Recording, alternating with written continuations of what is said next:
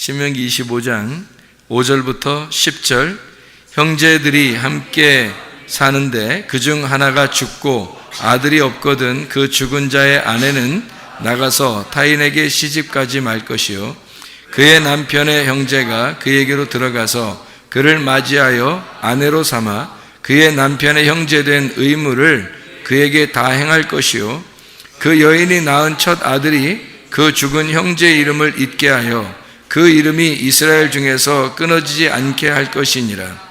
그러나 그 사람이 만일 그 형제의 아내 맞이하기를 즐겨하지 아니하면 그 형제의 아내는 그 성문으로 장로들에게로 나아가서 말하기를 내 남편의 형제가 그 형제의 이름을 이스라엘 중에 잊기를 싫어하여 남편의 형제된 의무를 내게 행하지 아니하나이다 할 것이요 그 성읍 장로들은 그를 불러다가 말할 것이며 그가 이미 정한 뜻대로 말하기를 내가 그 여자를 맞이하기를 즐거워하지 아니하노라 하면 그의 형제의 아내가 장로들 앞에서 그에게 나아가서 그의 발에서 신을 벗기고 그의 얼굴에 침을 뱉으며 이르기를 그의 형제의 집을 세우기를 즐겨 아니하는 자에게는 이같이 할 것이라 하고 이스라엘 중에서 그의 이름을 신벗김 받은 자의 집이라 부를 것이니라. 아멘.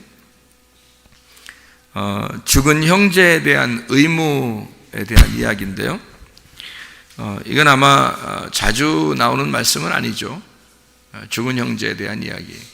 이게 마가복음 12장에도 나와 있는 말인데 마가복음 12장에 형제가 7이 있었는데 아내가 형제가 계속 죽어서 7번째까지 죽었는데 하늘나라 가면은 누구 부인이 되겠습니까? 라고 이제 사람들이 그 질문 아닌 질문을 한 거죠. 그랬더니 예수님께서 야 하늘나라 가면 남편도 없고 아내도 없는 거다. 거기는 그냥 천사처럼 그렇게 다 되는 거야. 이제 그런 이야기를 이제 했거든요. 그러니까 여러분 잘 생각해 보시면 그게 이제 천국 가면 어떻게 남편과 아내가 없다. 남편 알아볼까 못 알아볼까요? 남편하고 아내를 알아볼까 못 알아볼까요? 모르지 뭐 가봐야 알지 뭐 알아볼지 안 알아볼지는 가봐야 아는 거죠. 근데 이제 혼이 가기 때문에 아마 알아볼 수도 있어요. 혼이 가기 때문에 혼이 그 사람이잖아요. 그런데 이제 거기서는 아무도 장가가는 사람 없고 시집가는 사람 없다고 그렇게 얘기한 거죠. 이제 천사처럼 변한다는 거예요. 천사처럼 변한다는 말은 천사가 뭐예요? 천사가 무슨 뭐를 나타내는 거예요? 성경의 천사는 여러분 그 천사하고 성경의 반대가 뭘까요? 귀신이겠죠? 천사 아니면 귀신이야. 그러면 천사가 아무래도 만나면 좋겠죠? 귀신 만나는 것보다. 그러면 귀신을 뭐라고 그래요? 더러운 영이라 그래요. 그러면 천사는 뭐예요? 어떤 영일까? 깨끗한 영이라죠. 깨끗한 말씀을 전하는 그걸 이제 천사라 그러죠. 깨끗한 말씀을, 거룩한 말씀, 좋은 말씀, 기쁜 소식을 전하는 자를 천사라 이렇게 이야기를 해요. 이제 그거를 사자라고 하기도 하고요. 이 사자라는 건 전달하는 자다 이렇게 얘기하는 거죠. 편지를 전달하는 자, 사자라고 하기도, 천사라 이렇게 말을 하기도 합니다. 그러니까 하늘의 소식을 전한다 해서 천사라고 이렇게 우리나라 말에는 이제 그렇게 썼죠. 그러니까 어쨌든 좋은 소식을 전하는 그를 천사라 그러고 나쁜 소식을 전하는 걸 이제 귀신이라 이렇게 표현할 수가 있겠네요. 반대니까. 자, 천사처럼 변한다 그렇게 했고 가면은 시집 장가 가지 않는다 그렇게 했으니까 여러분 생각해 보시면 장가 시집 안 가는구나. 이제 그렇게 결혼 없겠구나. 가면은 이제 그런 거로 이제 끝나는가? 7명의 남편이 있었어요. 하필이면 7명의 남편이 있고 그 중에 다 남편이 없다. 이렇게 된 거거든요. 그러면은 무슨 말이에요, 거기? 무슨 말이에요? 하필 7명이네, 또 남편이. 남편이 7이니까 7은 뭘 말하는 거예요?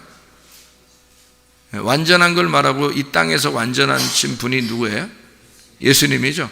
그러니까 7명의 남편이 있었는데 여기서 일곱 번째 남편이 죽으셔서 안식일 날에도 무덤에 계시고 안식 후 첫날 부활하셨는데 그 안식 후 첫날이 며칠 날이에요?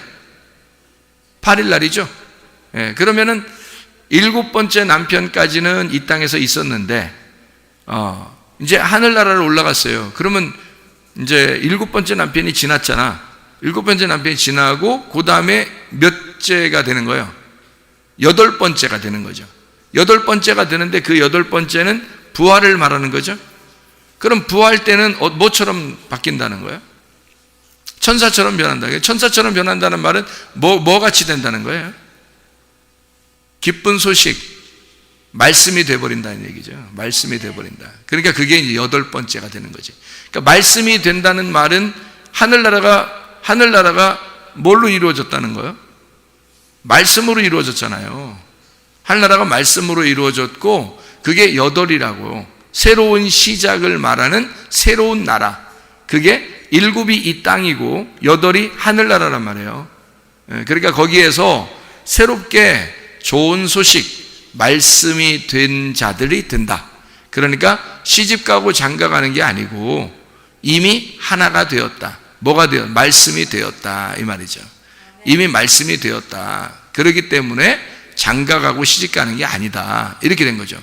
그러니까 이미 어떻게 예수님하고 신랑 되신 예수님하고 부활하신 8번째 날에 부활하신 예수님하고 이미 결혼이 끝났다 이 말이에요. 죽으면 우리가 죽고 하늘나라에 올라가면 이미 결혼이 끝났으니까 둘이 어떻게 돼요? 한 몸을 이루었다. 그러니까 다시 말하면 한 말씀이 되었다 그 말이죠. 무슨 말인지 알겠죠? 한 말씀이 되었다. 그럼 완성이지. 완성이니까 시집가거나 장가가는 게 없죠. 그 말이. 마가복음 12장 내용을 알겠습니까? 무슨 말인지? 자, 그리고서 이제 신명기 25장을 다시 한번 잘 보면 무슨 얘기인지 이해할 수 있을 거예요. 신명기 25장의 말씀을 한번 잘 봐봐요. 무슨 내용이에요? 여기는 죽은 형제가 있어요. 그러면 그 아내가 다른 데 시집가지 말고 그 동생이 그 아내를 맞이해서 그 아내로 삼아라. 참, 그 형제가 있는 집안엔 참 이거 남사스러운 얘기죠. 이게 지금 그렇죠? 남사스러운 얘기입니다. 우린 동방 예의지국 같은 우리 그 조선의 그 정기를 그 가지고 태어난 우리 한국의 사람들은 이런 얘기 들으면 뭐 상당히 이게 마음이 좋지 않죠. 이런 게 이거 뭐냐, 이게 도대체 성경은 왜 이런 식으로 써서 사람 마음 심란하고 복잡하게 만드냐 이렇게 생각할 수도 있겠죠. 그런 내용들이죠, 그죠? 그런데 우리가 그렇게만 보면은 이게 이제 이상한 내용이 되는 거예요. 그렇죠? 이상한 내용 중에 우리 하나 또 있잖아요. 그 신명기 24장에 1절부터 4절까지의 말씀에 보면 이혼 증서 가지고 가가지고 결혼하라고 그러고요. 그죠? 그것도 참 우리나라 이 예법하고는 진짜 안 맞는 얘기죠. 그러니까 우리나라 얘기하고는 진짜 안 맞는. 그러니까 이혼 증서만 있지 결혼 증서가 없어요. 그래서 이혼 증서를 가지고 가서 결혼하는 거예요. 그러니까 결혼을 하면 이혼 증서가 결혼 증서가 되는 거죠. 그래서 이혼 증서가 곧 결혼 증서. 그거는 이혼 증서가 결혼 증서라는 말은 결국에 어떤 걸 얘기하는 거라고요? 말씀을 얘기하는 거라고요. 그래서 말씀 자체가 이혼 증서고, 그리고 말씀 자체가 결혼 증서다. 자, 이혼 증서는 어떻게 하는 걸 이혼이라고 그래요? 어떻게 하는? 갈라지는 걸 이혼 증서라고 그러죠. 갈라지는 거니까 뭘 나타내는 거예요? 선악과를 나타내는 거고, 선악과는 우리에게 대표적으로 뭐를 설명하는 거죠? 율법을 설명하는 거예요. 그래서 사람을 판단하고 이렇게 분리시키는 그런 역할을 감당하죠. 그런가 하면 결혼 증서는 어떻게 돼요? 결혼 증서는 어떻게 된 거예요? 결혼은 하나가 된 거죠. 둘이 하나가 된 거니까 뭐예요? 생명나무가 되겠죠. 생명나무는 생명이라는 생명나무를 먹으면 어떻게 되는 거예요? 이게 율법이에요? 아니면 복음이라는 진리예요? 복음이라는 진리가 되겠죠. 그러니까 이렇게 성경이 이렇게 나누어져 있는 거를 설명해 주고 있는 내용이죠. 신명기 24장의 내용이. 그럼 신명기 25장의 내용은요? 신명기 25장의 내용도 뭔가 의미가 있겠죠. 예, 그래서 그거를 이제 지금 제가 설명한 거를 가만히 생각해 보면 이 말이 이해가 된다는 얘기죠. 이 말이. 그러니까 죽은 형제가 있고 그 다음에 동생이 있어요. 그러면 죽은 형제의 아내는 어디로 가야 돼? 반드시 동생의 아내가 돼야 되는 거예요. 딴 데로 가면 안 된다는 거예요. 동생이 있는데도 딴 데로 가면 큰일 납니다. 법이 안 되니까. 법적으로 안 되는 거예요. 그러면 법적으로 왜 이렇게 이걸 딱 막아놨을까? 이 내용을 굉장히 중요한 의미니까 여기다 넣는 거거든요. 율법적으로 이건 꼭 지켜야 된다라고 이야기한 거예요. 근데 우리 동방예의지국에서는 이런 게 남사스러운 얘기라고요. 뭐 이상한 얘기죠. 어떻게 식구끼리 형수가 식구였는데 형님이 돌아가셨다고 해서 그 형수랑 같이 이렇게 아기를 낳아주고 이렇게 하는 게 이게 이상하잖아요.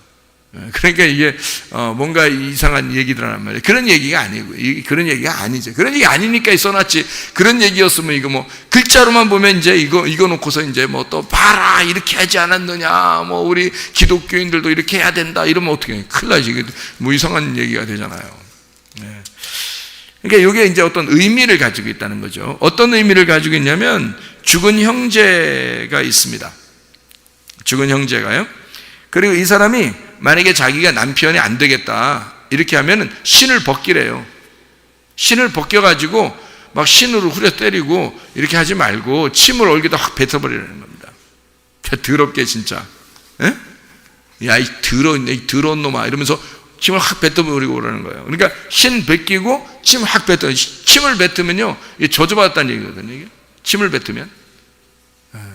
그러니까 축복을 해야 되는데 저주를 내려버리는 겁니다. 저주를 내려버리면 어떻게 되는 거예요? 저주를 내려버리면 저주 내리면 축복이 아니라 저주를 내려버리면 어떻게 될까요? 씨가 안 생기는 거죠. 씨가. 그러니까 침을 탁 뱉고 그 신발 확 뺏어 놓고 이렇게 하라는 거예요. 그러면 신발 벗겨졌다? 이 말은 무슨 말일까? 그러면 신발 벗겨졌다. 신 벗기운 자의 집이다 라고 이렇게 부르래요. 신발 벗겨졌다 이 말은. 신발 신고 뭐 하죠? 우리 신발 신고 뭐 해요 사람들이? 걸어가지 뭘 신발 신고 걸어가지. 신발 신고 그러면 날라가요? 신발 신고 걸어가잖아요. 이게 신발 신고 이게 걸어가죠? 예? 그럼 신발 벗기면 못 걸어가죠? 예. 자갈밭이나 가시밭길 이런 데는 신발 벗겨놓으면 못 걸어가죠? 신발 신고 가야 돼요. 꼭 신발 신고 가야 되는데 신발을 벗김받은 자의 집이다. 그 말은 후손들이 너희의 집에 오는 그 걸음이 멈출 것이다. 그 말이에요. 너희 집에 후손들이 없을 것이다. 다시 말하면 씨가 안 생길 거다. 이런 뜻이에요. 그러니까 저주하는 거죠. 이게 성경에서는 굉장히 큰 저주입니다. 후손들의 발걸음이 너희 집안에 끊길 것이다. 이건 큰 저주입니다. 씨가 이 성경의 가장 큰 축복이거든요. 그러니까 그 아들이 생긴다는 것이 가장 큰 축복인데 성경에서 그게 없겠다는 거예요. 그 집안에 너희 집에는 그런 게 없을 것이다 라고 후손들이 너희 집에 안 찾아올 거다 이렇게 탁 끊어놓는 거죠. 이게 굉장히 이제 놀라운 저주예요. 이게 그렇다면 여기 이제 형 아내를 형수죠. 형수를 동생이 이제 아내로 맞이해야 되는데 안 맞이하면은 이제 이렇게 된다는 거 아니에요, 그죠? 씨 안 생긴다는 얘기야. 그러면 맞아들이면 어떻게 되는 거예요? 맞아들이면 형한테 씨를 전달해 주는 거죠. 형의 씨가 대신 동생을 통해서 형의 씨가 형수한테 들어가는 거예요. 그러니까 동생은 형님이 그러니까 아기를 아직 못 낳았잖아요. 형수가. 그러니까 동생이 대신 아기를 낳게 해주는 거예요. 그래서 동생이 아기를 낳게 해줌으로써 형수가 어떻게 되는 거냐면 형님의 씨를 이어가는 거죠. 족보가 이어져 가는 거예요. 그러니까 이거는 단순히 어떤 의미예요? 그러니까 어떤 의미로 지금 뭐 신을 벗긴다 또는 동생이 남편이 돼야 된다 뭐 이런 얘기들은 어떤 얘기예요? 어떤 얘기를 지금 하고 싶은 거예요? 씨에 대한 얘기를 하고 싶은 거예요. 그러니까 신발 벗기운 자의 집이다라고 하는 것도 씨가 후손이 끊어질 것이다 라는 얘기고요. 만약에 아내로 맞아들여서 그 형님의 형수 그러니까 아내에게 씨를 아기를 낳게 한다면 후손이 이제 계속 끊어지지 않는 집안을 만드는 그 씨를 주는 역할을 하는 거죠. 그런 얘기가 되겠죠. 그렇죠? 자, 그러면은 이제 신명기 25장의 5절부터 10절까지의 이 이야기는 자, 죽은 형제가 나오고 그 다음에 동생이 나온단 말이에요. 그러면 이제 이걸 누구라고 볼 수 있나요? 누구? 죽은 형제가 누굴까요? 죽은 형제가 아담을 얘기하는 겁니다. 죽은 형제가 선악과 먹고 죽은 아담을 말하는 거죠. 그러니까 그 아담에게서 아내가 생겼는데 그 아내가 아담이 첫 번째 아들이기 때문에 죽어요. 그리고 두 번째 아들이 와요. 그게 동생입니다. 동생이 와가지고 동생이 누구예요? 그러면 동생은 생명나무 대신 예수님이란 말이에요. 동생은 생명나무 대신 예수님이니까 반드시 그 형수에게 씨를 남겨줘야 되는 거예요. 그러니까 그 여인에게 씨를 남겨줘야 된다. 그러니까 그거 안 되면 신발을 벗기고 침을 뱉어서 저주해서 씨를 끊어버릴 정도로 이것은 법적으로 꼭 해줘야 된다라는 얘기거든요. 이게 이 말이요. 그러니까 동생인 예수가 와서 생명나무 되는 그 열매를 그 씨를 전달해 주는 자가 되어야 된다라고 하는 얘기를 해주는 거죠. 자, 먼저 온 자가 구약에서 먼저 온 자, 율법의 대표로 온 자가 누구예요? 모세죠. 모세를 통해서 열매가 맺을 수 있어요, 없어요? 율법을 통해서는 열매를 맺을 수가 없어요. 그런데 예수 그리스도가 두 번째 아담으로 오셨어요. 그래서 모세가 첫 번째 율법, 두 번째 예수가 오셔서 진리의 복음으로 오셔가지고 이 예수님이 오신 것이 뭐 색다른 걸 얘기하려고 그런 거예요? 아니면 원래 율법을 잘 해석해 주는 거예요? 율법을 잘 해석해 줌으로써 율법이라는 밭에다가 보화를 발견하게 한 거죠. 예수 그리스도가. 그러니까 율법은 밭이나 마찬가지라고요. 그냥 밭만 있으면 씨가 안 생기죠. 밭만 있으면 씨가 안 생겨요. 그러니까 이거는 죽은 것과 같은 거라고, 죽은 형제와 같다고. 만약에 밭만 있으면 죽은 형제와 같은 거죠. 그런데 거기에 씨가 심겨지면요, 거기에 보화가 심겨지면 이거는 보화가 있는 밭이 되는 거예요. 그러니까 보화를 어디서 발견해요? 그 밭에서 발견하는 거라고요. 그 보화가 그 밭에 뭐예요? 보화가 그 밭에 뭐예요? 씨죠. 그러니까 보화가 밭에 씨니까 씨를 발견하면 밭이 족보를 이어가는, 후손을 이어가는 거란 말이에요. 무슨 말인지 알겠죠? 그러니까 형님이 죽으면 동생이 그 아내를 취하여다가 씨를 전달해 주는 것이다. 그 동생이 누구라고요? 예수님이라고. 예수님이 오셔서 그 모세를 대신하여 복음의 진리로 우리에게 열매를 맺게 한다는 얘기고요.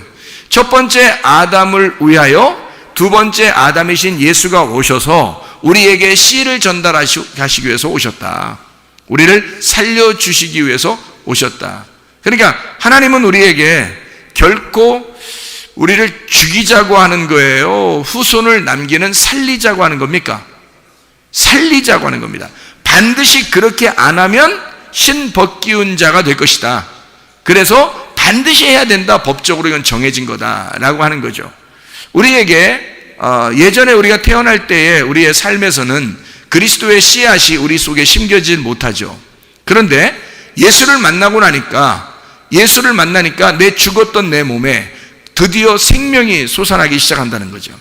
드디어 살아나기 시작한다는 겁니다. 그게 누구 때문에? 누구의 씨예요?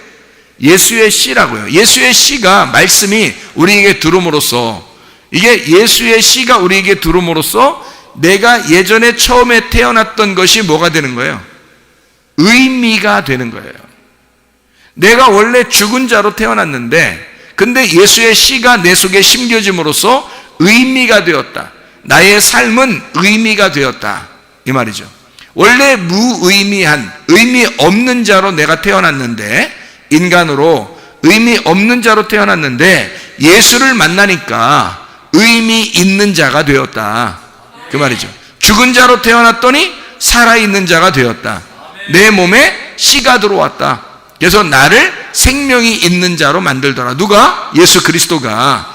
예수 그리스도가 여러분에 오시면 씨 있는 자로 만들어서 생명을 전달하니까 죽은 자가 살아난다는 것입니다. 죽었던 내가 하나님의 말씀을 들음으로 살아나게 된다. 그 말이에요. 하나님의 말씀이 여러분 속에 임하면 뭐가 좋은가? 여러분을 생명으로 이끕니다. 죽었던 나를 생명으로 인도하는 것은 하나님의 말씀밖에 없어요. 그 말씀이 씨앗이고 그 씨앗이 생명이고 그 씨앗이 보호하기 때문에 그것이 없이는 밭 자체는 죽은 거라고요. 우리 자신들이 아무것도 의미가 없다고. 아무 의미 없는 내가 예수를 만나니까 의미가 되었다. 얼마나 아름다운 이야기입니까? 그렇죠?